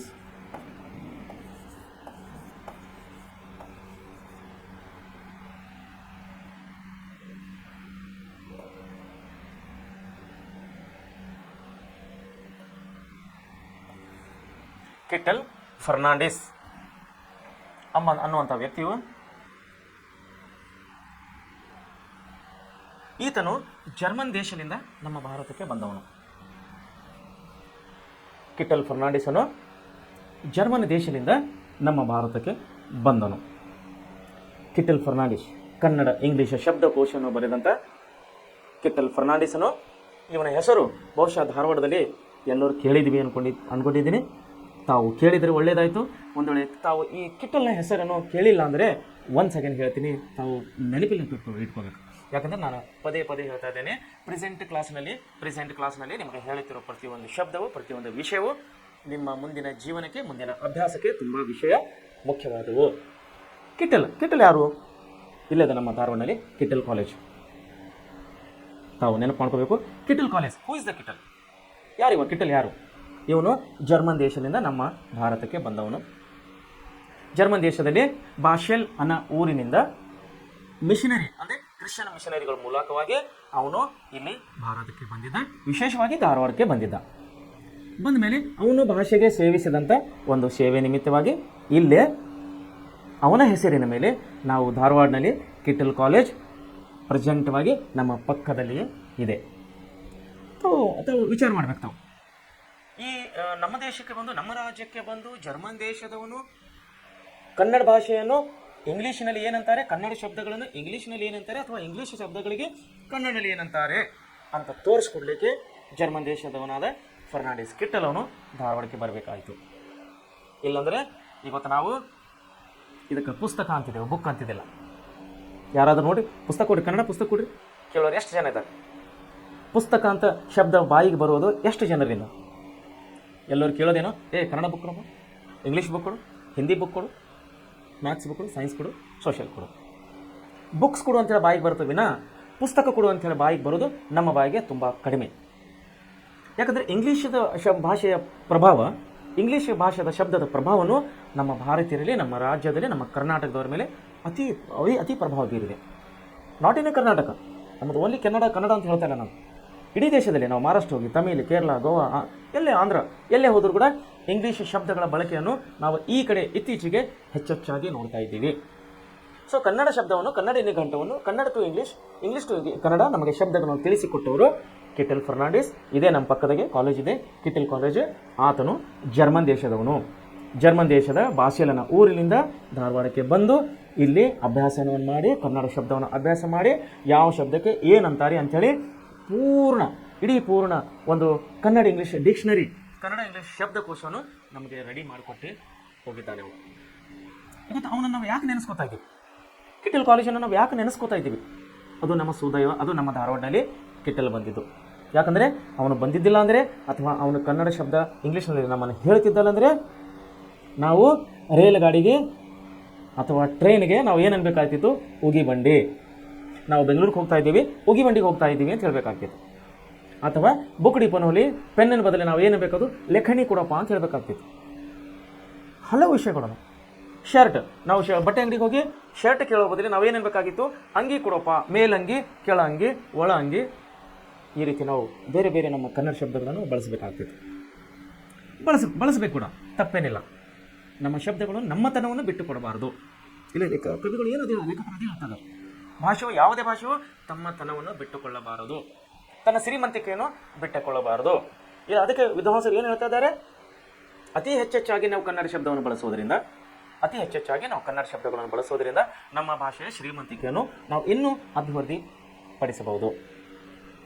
ಆದರೆ ದುರ್ದವಶಾತ್ ನಾವು ವ್ಯಾವಹಾರಿಕವಾಗಿ ನಾವು ಮಾರುಕಟ್ಟೆಯಲ್ಲಿ ನಾವು ಅಂಗಡಿಗಳಲ್ಲಿ ಹೋದಾಗ ನಾವು ಹಲವು ಶಬ್ದಗಳನ್ನು ನಾವು ಇಂಗ್ಲೀಷ್ನಲ್ಲಿ ಕಾಣ್ತಾ ಇದ್ದೇವೆ. ಅದೇ ಬರುವಂಥ ದಿನಗಳಲ್ಲಿ ನಾವು ನಮ್ಮ ಪೀಳಿಗೆಗಳಿಗೆ, ನಮ್ಮ ಮುಂದಿನ ಪೀಳಿಗೆಗಳಿಗೆ ನಾವು ಕನ್ನಡದ ಉಳಿವಿಗಾಗಿ, ಕನ್ನಡದ ಅಳಿವಿಗಾಗಿ ನಾವು ಕನ್ನಡ ಶಬ್ದಗಳನ್ನು ಹೆಚ್ಚೆಚ್ಚಾಗಿ ಬಳಸಲೇಬೇಕಾಗಿದೆ. ತಾವೆಲ್ಲ ವಿದ್ಯಾರ್ಥಿಗಳು ಸ್ಪಷ್ಟವಾಗಿ ಕೇಳಬೇಕು. ತಾವೆಲ್ಲೇ ಮಾರ್ಕೆಟಿಗೆ ಹೋದರು, ತಾವೆಲ್ಲೇ ಅಂಗಡಿಗೆ ಹೋದರೆ ಕನ್ನಡ ಶಬ್ದಗಳನ್ನು ಬಳಸಿರಿ. ಯಾಕಂದರೆ ಕನ್ನಡದ ಉಳಿವಿಗಾಗಿ, ಕನ್ನಡದ ಅಳಿವಿಗಾಗಿ, ಕನ್ನಡದ ಅಭಿವೃದ್ಧಿಗಾಗಿ ತುಂಬ ಮಹಾನುಭಾವರು ತಮ್ಮ ಜೀವವನ್ನು ಕೆತ್ತಿದ್ದಾರೆ. ಕನ್ನಡ ಚಳವಳಿಗಳು, ಕನ್ನಡ ಅಭಿವೃದ್ಧಿಗಾಗಿ, ಕನ್ನಡ ಭಾಷೆಗಾಗಿ, ಕರ್ನಾಟಕದ ಏಕೀಕರಣಕ್ಕಾಗಿ ಹಲವು ಜನರು ತನ್ನ ಪ್ರಾಣವನ್ನು ಕಳೆದುಕೊಂಡಿದ್ದಾರೆ. ಇದರ ಇತಿಹಾಸವನ್ನು ನಾವು ಕರ್ನಾಟಕದ ಏಕೀಕರಣ ನಾವು ಸಮಯ ಸಿಕ್ಕಾಗ, ನನಗೆ ಅವಕಾಶ ಸಿಕ್ಕಾಗ ನಿಮಗೆ ಇನ್ನೊಂದು ಪಾಠದಲ್ಲಿ ನಾನು ಸವಿಸ್ತಾರವಾಗಿ ತಿಳಿಸಲಿಕ್ಕೆ ಇಷ್ಟಪಡ್ತೇನೆ ನಾನು. ಯಾಕಂದರೆ ಪ್ರೆಸೆಂಟ್ ಕ್ಲಾಸ್ನಲ್ಲಿ ನಿಮ್ಮನ್ನು ತಿಳಿಸಿಕೊಡುವ ಪ್ರತಿಯೊಂದು ಶಬ್ದಗಳು, ಪ್ರತಿಯೊಂದು ವಿಷಯಗಳು ನಿಮ್ಮ ಜೀವನಕ್ಕೆ ತುಂಬ ಉಪಯುಕ್ತವಾಗಿದೆ ಅಂತ ನಾನು ಇನ್ನೊಂದು ಸಾರಿ ನಿಮ್ಮನ್ನು ತಿಳಿಸ್ಲಿಕ್ಕೆ ಇಷ್ಟಪಡ್ತೇನೆ. ಆದರೆ ನೀವು ಮಾಡೋದೇನೋ ಪ್ರತಿಯೊಂದು ವಿಷಯಗಳನ್ನು ಒಳ್ಳೆಯ ರೀತಿಯಲ್ಲಿ ಓದಬೇಕು. 2 ಸಾರಿ ಓದಿ, 3 ಸಾರಿ ಓದಿ. ಒಂದೊಂದು ಪಠ್ಯವು 2, 3, 4, 5 ಸಾರಿ ಓದಿ, ತೊಂದರೆ ಇಲ್ಲ, ತಪ್ಪೇನಿಲ್ಲ. ಅದೇ ಓದಿದಂಥ ವಿಷಯಗಳನ್ನು, ಪ್ರೆಸೆಂಟ್ ಕ್ಲಾಸ್ನಲ್ಲಿ ನಿಮ್ಮನ್ನು ತಿಳಿಸಿಕೊಟ್ಟಂಥ ವಿಷಯಗಳನ್ನು ನಿಮ್ಮ ಜ್ಞಾನದಲ್ಲಿ, ನಿಮ್ಮ ಮೆದುಳಿನಲ್ಲಿ ಹೇಳ್ಕೊಂಡಿದ್ದೆ ಆದರೆ ಮುಂದಿನ ದಿನಗಳಲ್ಲಿ ನಿಮ್ಮ ಮುಂದಿನ ಭವಿಷ್ಯ, ನಿಮ್ಮ ಮುಂದಿನ ಅಭ್ಯಾಸಕ್ಕಾಗಿ ತುಂಬ ಉಪಯುಕ್ತವಾದಂಥ ವಿಷಯಗಳನ್ನು ನೀವು ಕೇವಲ ಪ್ರೆಸೆಂಟ್ ಕ್ಲಾಸಿನಲ್ಲಿ ಮಾತ್ರ ಪಡಿತೀರಂತ ನಾನು ಈ ವಿಷಯನ ನಿಮ್ಮನ್ನು ಹೇಳ್ತಾ ಇದ್ದೀನಿ. ಮುಂದೆ ಏನಾಗ್ತಾ ಇದೆ, ಬುದ್ಧಿಶಾಲಿಯು ಸೂರ್ಯ ಮುಳುಗದಂಥ ದೇಶ ಅಂತೇಳಿ ನಾವು ಇದು ವಿಷಯ ಯಾಕೆ ಬಂತು ಅಂದರೆ, ಈಗ ಕಿಟಲ್ ಫರ್ನಾಂಡಿಸ್ ಸೂರ್ಯ ಮುಳುಗದ ದೇಶ ಅಂತೇಳೋ ಒಂದು ವಿಷಯಕ್ಕಾಗಿ, ಇಂಗ್ಲೀಷ್ ಭಾಷೆಯ ಪ್ರಭಾವಕ್ಕಾಗಿ, ಇಂಗ್ಲೀಷ್ ಶಬ್ದಗಳ ವಿಷಯವಾಗಿ ಬಂದಿದ್ದರಿಂದ ಇದು ಕನ್ನಡ ವಿಷಯದಲ್ಲಿ ನಿಮ್ಮನ್ನು ನಾನು ಇಷ್ಟು ವಿಷಯಗಳನ್ನು ತಿಳಿಸಬೇಕಾಯ್ತು. ಮುಂದೇನಾಯ್ತು, ವಿಸ್ತಾರದ ಸಾಮ್ರಾಜ್ಯವನ್ನು ಸ್ಥಾಪಿಸಿ ದೇಶ ವಿದೇಶಗಳ ಭಾಷೆ ಹಾಗೂ ಸಾಹಿತ್ಯ ಸಂಸ್ಕೃತಿಯನ್ನು ಆಂಗ್ಲ ಪಂಡಿತರು ಮುಕ್ತ ಮನುಷ್ಯನಿಂದ ಅಭ್ಯಸಿಸಿದರು. ಓಪನ್ ಹಾರ್ಟ್, ಮುಕ್ತ ಮನುಷ್ಯ ಅಂದರೆ ಓಪನ್ ಹಾರ್ಟ್, ಓಪನ್ ಮೈಂಡ್. ಯಾವುದೇ ಅವರಿಗೆ ನಿರ್ಬಂಧವಿದ್ದಿಲ್ಲ, ಯಾವುದೇ ಅವರಿಗೆ ದಬಾವ್, ಪ್ರೆಷರ್, ಯಾವುದೇ ರೀತಿ ಪ್ರಭಾವ ಇದ್ದಿಲ್ಲ. ಓಪನ್ ಮೈಂಡಿನಿಂದ ಅವರು ಮುಕ್ತ ಮನುಷ್ಯನಿಂದ ಅಭ್ಯಾಸವನ್ನು ಮಾಡಿದ್ದಾರೆ. ತನ್ನ ಮೂಲಕ ತಮ್ಮ ಭಾಷೆ ಮತ್ತು ಸಾಹಿತ್ಯವನ್ನು ಹಿಗ್ಗಿದರು ಅಂದರೆ ಬೆಳೆಸಿದರು, ಅಭಿವೃದ್ಧಿಪಡಿಸಿದರು. ಇಲ್ಲಾಂದ್ರೆ ನಮಗೆ ಇಂಗ್ಲೀಷ್ ಬರ್ತಿತ್ತ? ಅವರು ಇಲ್ಲಿ ನಮ್ಮ ದೇಶಕ್ಕೆ ಬಂದು ವ್ಯಾಪಾರಕ್ಕಾಗಿ ಬಂದಿಲ್ಲ ಅಂದರೆ, ಅವರ ಭಾಷೆಯನ್ನು ನಮ್ಮ ಜೊತೆಯಲ್ಲಿ ಮಾತಾಡಿಲ್ಲ ಅಂದರೆ ಇಂಗ್ಲೀಷ್ ಭಾಷೆ ನಮ್ಮನ್ನು ಬರ್ತಿತ್ತ? ಇಲ್ಲ. ಅವರ ಭಾಷೆಯನ್ನು ಹಿಗ್ಗಿದ್ದಾರೆ, ಅವರ ಭಾಷೆಯನ್ನು ಬೆಳವಣಿಗೆ ಮಾಡಿದ್ದಾರೆ. ನಾವು ಅವ್ರ ಭಾಷೆ ಆಡಿದರೂ ಕೂಡ, ಕೆಲವೊಂದು ಪರಿಸ್ಥಿತಿಯಲ್ಲಿ ಇಂಗ್ಲೀಷ್ ಪದಗಳನ್ನು ಬಳಸಿದರೂ ಕೂಡ ಕನ್ನಡತನವನ್ನು ನಾವು ಬಿಟ್ಟು ಕೊಡಬಾರದು. ಕನ್ನಡ ಭಾಷೆ ನಮ್ಮ ತಾಯಿ ಭಾಷೆ, ನಮ್ಮ ನೀರು, ನಮ್ಮ ಜಲ, ನಮ್ಮ ಕನ್ನಡ, ನಮ್ಮ ತಾಯಿನೆಲ್ಲ ನಾವು ವಿಷಯ ಬಂದಾಗ ಹೆಚ್ಚೆಚ್ಚಾಗಿ ಕನ್ನಡ ಶಬ್ದಗಳನ್ನು ನಾವು ಬಳಸೋದ್ರಿಂದ ನಮ್ಮ ಭಾಷೆಯನ್ನು ಇನ್ನೂ ಹೆಚ್ಚಾಗಿ ನಾವು ಅಭಿವೃದ್ಧಿಪಡಿಸಬಹುದು. ಹೀಗೆ ಮೇಧಾವಿಗಳು ತಮ್ಮ ಆಸೆ, ಆಕಾಂಕ್ಷೆ, ವಿಚಾರ ಮುಂತಾದವುಗಳು ಆ ಭಾಷೆಯ ಮುಖಾಂತರವಾಗಿ ಹೇಳಬೇಕೆಂಬ ಉಜ್ವಲ ಅಭಿಮಾನವುಳ್ಳವರಾಗಿದ್ದರು. ನೋಡಿ, ಏನುಳ್ಳವರಾಗಿದ್ದರು ಅವರು? ಅಭಿಮಾನವುಳ್ಳವರಾಗಿದ್ದರು. ತಮ್ಮ ಭಾಷೆ ಬಗ್ಗೆ ಅವರಿಗೆ ತುಂಬ ಅಭಿಮಾನವಿತ್ತು, ಅವರಿಗೆ ಬ್ರಿಟಿಷರಿಗೆ. ಹೀಗಾಗಿ ಅವರು ತಮ್ಮ ಅಭಿಮಾನದಿಂದ ತಮ್ಮ ಶಬ್ದಗಳನ್ನು, ತಮ್ಮ ಭಾಷೆಯನ್ನು ಬಳಸಿ ಅನ್ಯರಿಗೆ ಕೂಡ ಅವರು ಭಾಷೆಯನ್ನು ಕಲಿಸಿದ್ದಾರೆ. ಅನ್ಯರಿಗೂ ಕೂಡ ಅವರು, ನಾನು ಒಂದು ಗ್ರಂಥದಲ್ಲಿ ಓದಿದ್ದೇನೆ, ಏನಂದರೆ ಯುರೋಪಿಯನ್ನರು ಒಂದು ಶಬ್ದ ನೋಡಿದ್ದೇನೆ, ಅನ್ಯ ಭಾಷೆಗಳನ್ನು ಆಡುವವರು, ತಿಳಿಯಲಾರದಂಥ ಭಾಷೆಗಳನ್ನು ಆಡುವವರು ಅಂಬಂಥ ಶಬ್ದವನ್ನು ನಾನು ಒಂದು ಯಾವುದೋ ಗ್ರಂಥ ಓದಿದ್ದೀನಿ, ಮರ್ತೀನಿ ನಾನು, ಸಮಯ ಸಿಕ್ಕಾಗ ಅದ್ರ ಬಗ್ಗೆ ನಾನು ನಿಮಗೆ ತಿಳಿಸ್ತೀನಿ. ಇಲ್ಲಿ ಏನಾಗದ, ಅವರ ಭಾಷೆ ಮೇಲೆ ಅಭಿಮಾನ ಉಳ್ಳವರಾಗಿದ್ದರು. ಅದೇ ರೀತಿ ಅವರ ಹಾಗೆ ನಮಗೂ ಕೂಡ ನಮ್ಮ ಭಾಷೆ ಮೇಲೆ ಅಭಿಮಾನ ಇರಬೇಕು, ವಿಪರೀತವಾಗಿ ಇರಬೇಕು. ನಮ್ಮ ಭಾಷೆಯ ಅಭಿಮಾನ ತುಂಬ ನಮಗೆ ಮುಕ್ತ ಮನುಷ್ಯನಿಂದ ನಾವು ಮಾತನಾಡಬೇಕು. ನಮ್ಮ ಎದುರು ಯಾರಾದರೂ ಮರಾಠಿ ಮಾತಾಡೋರು ಬಂದರೆ ನಾವು ಕನ್ನಡ ಮಾತಾಡೋದು, ನಮ್ಮ ಎದುರು ತೆಲುಗು ಮಾತಾಡೋರು ಇದ್ದರೆ ನಾವು ಅವ್ರ ಜೊತೆಲಿ ಕನ್ನಡ ಮಾತಾಡೋದು, ನಮ್ಮ ಎದುರು ಹಿಂದಿ ಮಾತಾಡೋರು ಬಂದರೆ ನಾವು ಅವ್ರ ಜೊತೆ ಕನ್ನಡ ಮಾತಾಡೋದು. ನಮ್ಮ ಭಾಷೆಯನ್ನು, ನಮ್ಮ ತನವನ್ನು ನಾವು ಯಾವತ್ತೂ ಬಿಡಬಾರದು. ಪರಿಣಾಮವಾಗಿ ಆ ಭಾಷೆ ಬೆಳೆದು ಇಂದು ಪ್ರಪಂಚದ ದೊಡ್ಡ ಭಾಷೆಗಳಲ್ಲಿ ಒಂದಾಗಿದೆ. ಇದಕ್ಕೆಲ್ಲ ಆಂಗ್ಲ ಜನರ ಸಂಕಲ್ಪ, ಕೃಷಿ ಕಾರಣವೆಂದು ಬೇರೆ ಹೇಳಬೇಕೇನಿಲ್ಲ.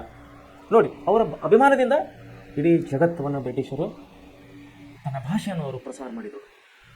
ಅವರ ಭಾಷೆಯನ್ನು ಪ್ರಪಂಚದ ದೊಡ್ಡ ಭಾಷೆಗಳಲ್ಲಿ ಒಂದಾಗಿದೆ ಅಂತೇಳಿ ನಾವು ಹೇಳ್ತಾ ಇದ್ದೀವಿ.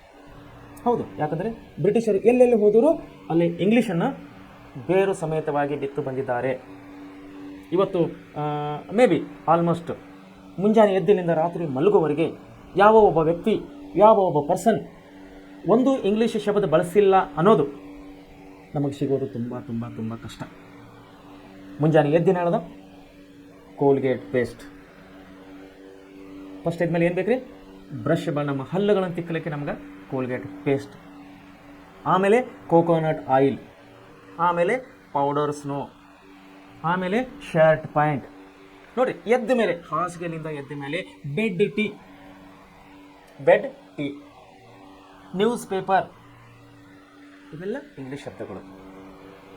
ಏನಾಗಿದೆ, ಅವರಿಗೆ ಅವರ ಭಾಷೆಯ ಮೇಲೆ ಅಭಿಮಾನ ಇದ್ದ ಹಾಗೆ ನಾವು ನಮ್ಮ ಭಾಷೆ ಮೇಲೆ ಅಭಿಮಾನವಿಡಬೇಕು. ಆದಷ್ಟು ಬೇಗ, ಆದಷ್ಟು ಪ್ರಯತ್ನ ಮಾಡಿ ನಾವು ನಮ್ಮ ಭಾಷೆಗಳನ್ನು, ನಮ್ಮ ಶಬ್ದಗಳನ್ನು ಆಡಲಿಕ್ಕೆ ನಾವು ಪ್ರಯತ್ನ ಮಾಡಬೇಕು. ಎಕ್ಸಾಂಪಲ್ ಹೆಂಗೆ ಪ್ರಯತ್ನ ಮಾಡಬೇಕಪ್ಪ, ಅದು ನಿಮ್ಮಿಂದಲೇ ಪ್ರಾರಂಭವಾಗಲಿ. ಇವತ್ತಿನಿಂದ ಟಿಲ್ ನಾವು ಟುಡೇ, ಇವತ್ತಿನಿಂದ ಸ್ಟಾರ್ಟ್ ಮಾಡಿ. ಏನದು? ವರ್ತಮಾನ ಪತ್ರಿಕೆ ಏನ್ರಿ ನೋಡೋಣ. ಪೇಪರ್ ಅನ್ನೋ ಬದಲಿ ವರ್ತಮಾನ ಪತ್ರಿಕೆ ಏನ್ರಿ. ಕೋಲ್ಗೇಟ್ ಅನ್ನೋ ಬದಲಿ ದಂತ ಮಂಜಾನನ್ರಿ. ಒಂದೊಂದು ಕೋಕೋನಟ್ ಆಯಿಲ್ ಬದಲಾಗಿ ಕೊಬ್ಬರಿ ಎಣ್ಣೆ ಏನ್ರಿ. ಶರ್ಟ್ ಅನ್ನೋ ಬದಲಿ ಅಂಗಿ ಏನ್ರಿ. ಒಂದೊಂದು ಶಬ್ದಗಳನ್ನು ನಾವು ಬಳಸುವುದರ ಮೂಲಕವಾಗಿ ನಮ್ಮ ಭಾಷೆಯ ಶ್ರೀಮಂತಿಕೆಯನ್ನು ನಾವು ಇನ್ನೂ ಅಭಿವೃದ್ಧಿಪಡಿಸಬಹುದು. ಸ್ವಭಾಷೆಯನ್ನು ಪ್ರೀತಿಸಬೇಕು. ನೋಡಿ, ಸ್ವಭಾಷೆ, ಅಂದರೆ ನಮ್ಮದು ಸ್ವಂತದ್ದು, ನಮ್ಮ ಸ್ವಂತ ಭಾಷೆ. ಎಕ್ಸಾಂಪಲ್ ಹೆಂಗಾಗುತ್ತೆ ಅಂದರೆ, ನೀವು ಬಾಂಬೆ ಹೋಗಿರಿ ಅಂತ ತಿಳ್ಕೊರಿ, ಅಥವಾ ಡೆಲ್ಲಿ ಹೋಗಿರಿ ಅಂತ ತಿಳ್ಕೊರಿ. ಡೆಲ್ಲಿದಾಗ ಯಾವ ಭಾಷೆ ಮಾತಾಡ್ತಾರೆ? ಹಿಂದಿ. ಬಾಂಬೆನಲ್ಲಿ ಯಾವ ಭಾಷೆ ಮಾತಾಡ್ತಾರೆ? ಅದು ಸಹಜವಾಗಿ ಮಹಾರಾಷ್ಟ್ರ ಸರ್ಕಾರ ಇದ್ದ ಸಲುವಾಗಿ, ಮಹಾರಾಷ್ಟ್ರ ರಾಜ್ಯ ಇದ್ದ ಸಲುವಾಗಿ ಅಲ್ಲಿ ಮರಾಠಿ ಮಾತಾಡ್ತಾರೆ.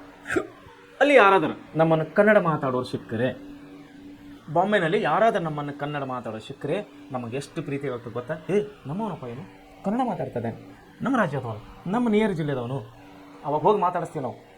ಎಲ್ಲಪ್ಪ, ಯಾವ ಊರು, ಯಾವ ಜಿಲ್ಲೆ ಮಾತಾಡಿಸ್ತೀವಲ್ಲ. ಬಿಕಾಸ್ ಒಂಥರ ಹ್ಯಾಪಿ. ನಮ್ಮ ಭಾಷೆದವನು ಸಿಕ್ಕರೆ ನಮಗೆ ಅಷ್ಟು ಹ್ಯಾಪಿ. ಎಕ್ಸಾಂಪಲ್, ನನ್ನವರು ಬೀದರ್ ಜಿಲ್ಲೆ ಬಾಲ್ಕಿ ತಾಲೂಕು ಇದೆ.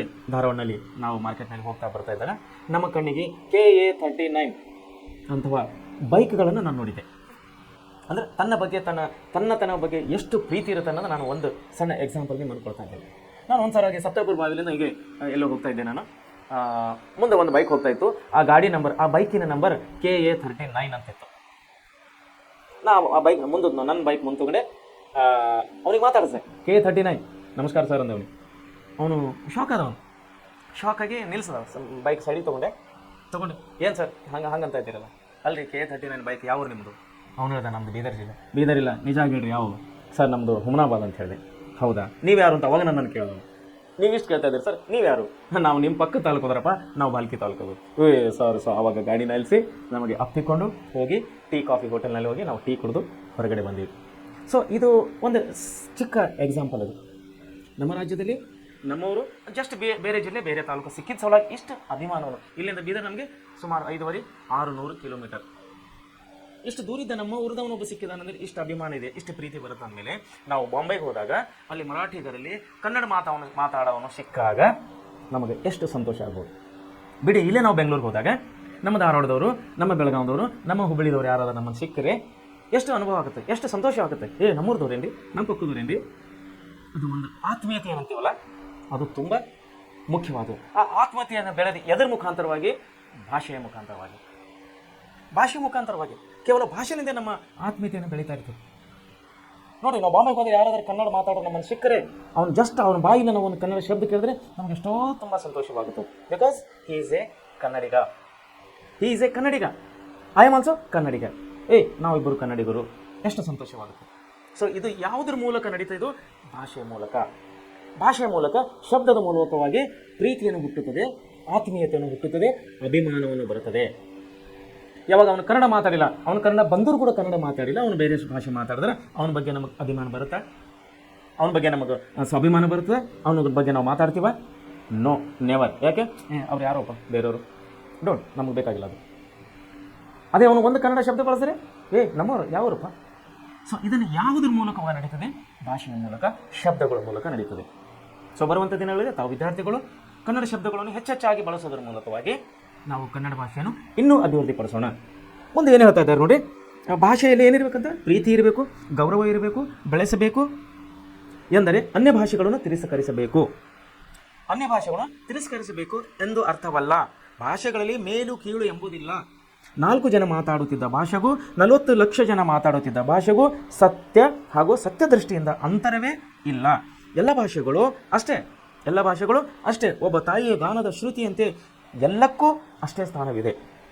ಇದನ್ನರಿತು ಭಾರತೀಯರಾದ ನಾವು ನೆರೆಹೊರೆಯ ಭಾಷೆಗಳನ್ನು ದ್ವೇಷಿಸದೆ ಅಸೂಯೆ ಪಡದೆ ನಮ್ಮ ಭಾಷೆಗಳನ್ನು ಗೌರವಿಸಿ ಪ್ರೀತಿಸಿ ಅಭಿವೃದ್ಧಿಗೊಳಿಸಿದರೆ ದೇಶದ ಸಂಸ್ಕೃತಿ ಮುಂದುವರಿತದೆ ಅಂತ ಹೇಳಿ ಲೇಖಕರು ಹೇಳ್ತಾ ಇದ್ದಾರೆ. ಬೇರೆ ಭಾಷೆ ಬಗ್ಗೆ ನಮಗೆ ದ್ವೇಷ ಬೇಡ, ಬೇರೆ ಭಾಷೆದ ಬಗ್ಗೆ ನಮಗೆ ಕೆಟ್ಟ ಭಾವನೆ ಬೇಡ. ಅವರು ಒಳ್ಳೆಯವರಾಗಲಿ, ನಾವು ಒಳ್ಳೆಯವರಾಗಲಿ. ಅವ್ರ ಭಾಷೆನೂ ಒಳ್ಳೇದಿದೆ, ನಾವು ಒಳ್ಳೆಯವರಿದ್ದೀವಿ, ನಾವೇನು ಕಡಿಮೆ ಇಲ್ಲ. ಅವ್ರ ಭಾಷೆ ಒಳ್ಳೇದಿದೆ, ಇರಲಿ, ಪರವಾಗಿಲ್ಲ. ನಾವು ಕೆಟ್ಟವರ? No, never. ನಾವು ಕೆಟ್ಟವರಿಲ್ಲ, ನಮ್ಮ ಭಾಷೆ ಕೆಟ್ಟವರಿಲ್ಲ. ನಾವು great, we are A great. ನಾವು ತುಂಬ ಶ್ರೀಮಂತರು, ಭಾಷೆಯಲ್ಲಿ ನಾವು ಶ್ರೀಮಂತರು. ನಾವು ಅವ್ರಿಗಿಂತ ಶ್ರೀಮಂತರು ನಾವು ಅನ್ಕೋಬೇಕು, ಅವರು ಶ್ರೀಮಂತಿದ್ದಾರೆ, ಓಕೆ, ತೊಂದರೆ ಇಲ್ಲ. But we can also reach in our local language. ನಾವು ಕೂಡ ತುಂಬ ಶ್ರೀಮಂತರಾಗ್ತದೆ ನಮ್ಮ ಭಾಷೆಯಲ್ಲಿ. ಸೊ ಈ ರೀತಿ ನಾವು ಮಾಡುವುದರಿಂದ, ನಾವು ನಮ್ಮ ಶಬ್ದಗಳನ್ನು ಹೆಚ್ಚೆಚ್ಚಾಗಿ ಬಳಸೋದ್ರಿಂದ ನಮ್ಮ ಭಾಷೆಯನ್ನು ಇನ್ನೂ ಅಭಿವೃದ್ಧಿಪಡಿಸಬಹುದು ಅಂತ ಹೇಳಿ ನಾನು ಹೇಳ್ತಾ ಇದ್ದೀನಿ. ಸೊ ಇಲ್ಲಿಗೆ ಕೆಲವು ಪ್ರಮುಖ ವಿಷಯಗಳನ್ನು ನಾನು ನಿಮ್ಮಲ್ಲಿಗೆ ಬೋರ್ಡಿನಲ್ಲಿ ಬರೆಸಿದ್ದೀನಿ. ಇವು ವಿಷಯಗಳನ್ನು ಬಹುಶಃ ತಾವು ಒಂದೊಂದಾಗಿ ರಿಪೀಟ್ ಆಗಿ ಮನೆಯಲ್ಲಿ ಕೂತಾಗ ಸಮಯ ಸಿಕ್ಕಾಗ ಸ್ವಲ್ಪ ತಾವುಗಳನ್ನು ನೋಡ್ಕೋಬೇಕಂತ ಹೇಳಿ ನಾನು ಹೇಳೋಕ್ಕೆ ಇಷ್ಟಪಡ್ತೇನೆ. ಯಾಕಂದರೆ because very important, this is very important. Kittel dictionary, Kannada to English dictionary, Kittel is writing on our, ನಮ್ಮದು ಇಲ್ಲೇ ಪಕ್ಕದಾಗಿದ್ದಾರೆ. ತುಂಬ ಇಂಪಾರ್ಟೆಂಟ್ ಇದು. ಕನ್ನಡ ಡಿಕ್ಷನರಿ ಯಾರು ಬರ್ದಾರ ಅಂತ ಬಹುಶಃ ಕೇಳಿದ್ರೆ ಭಾಳ ಮಂದಿ ಗೊತ್ತಿಲ್ಲ. ಕನ್ನಡ ಡಿಕ್ಷನರಿ ಗೊತ್ತಿಲ್ಲ ಅಂತ. ಕಿಟಲ್ ಫರ್ನಾಂಡಿಸ್, ಇದೇ ನಮ್ಮ ಧಾರವಾಡದಲ್ಲಿದ್ದವರು, ನಮ್ಮ ಹೆಮ್ಮೆ ಇದು. ನಮಗೆ ಕನ್ನಡ ಡಿಕ್ಷನರಿಯನ್ನು ಬರ್ಕೊಟ್ಟಿದ್ದಾರೆ ಅವನ ಭಾಷೆ ಬಗ್ಗೆ ನಮಗೆ ತೊಂದರೆ ಇಲ್ಲ, ನಮಗೆ ಕಿಳಿರಿಮೆ ಇಲ್ಲ, ನಮಗೆ ದ್ವೇಷ ಇಲ್ಲ. ಆದರೆ ನಮ್ಮ ಭಾಷೆ ಬಗ್ಗೆ ನಮಗೆ ಅಭಿಮಾನವಿದೆ, ನಮ್ಮ ಕನ್ನಡ ಬಗ್ಗೆ ನಮಗೆ ಅಭಿಮಾನವಿದೆ, ನಮಗೆ ಪ್ರೀತಿಯಿದೆ. ಸೊ ಅದಕ್ಕಾಗಿ ನಾವು ಹೇಳುವಂಥ ಪ್ರತಿಯೊಂದು ಶಬ್ದಗಳನ್ನು ತಾವು ಲಕ್ಷ್ಯವಿಟ್ಟು ಕೇಳಬೇಕು. ಯಾಕಂದರೆ ಇಂಥ ವಿಷಯಗಳನ್ನು ತಾವು ಪ್ರೆಸೆಂಟ್ ಕ್ಲಾಸ್ನಲ್ಲಿ ಮಾತ್ರ ಕೇಳ್ತಾ ಇದ್ದೀರಿ ಅಂತ ನಾನು ಹೆಮ್ಮೆಯಿಂದ ಹೇಳ್ತೀನಿ ನಾನು.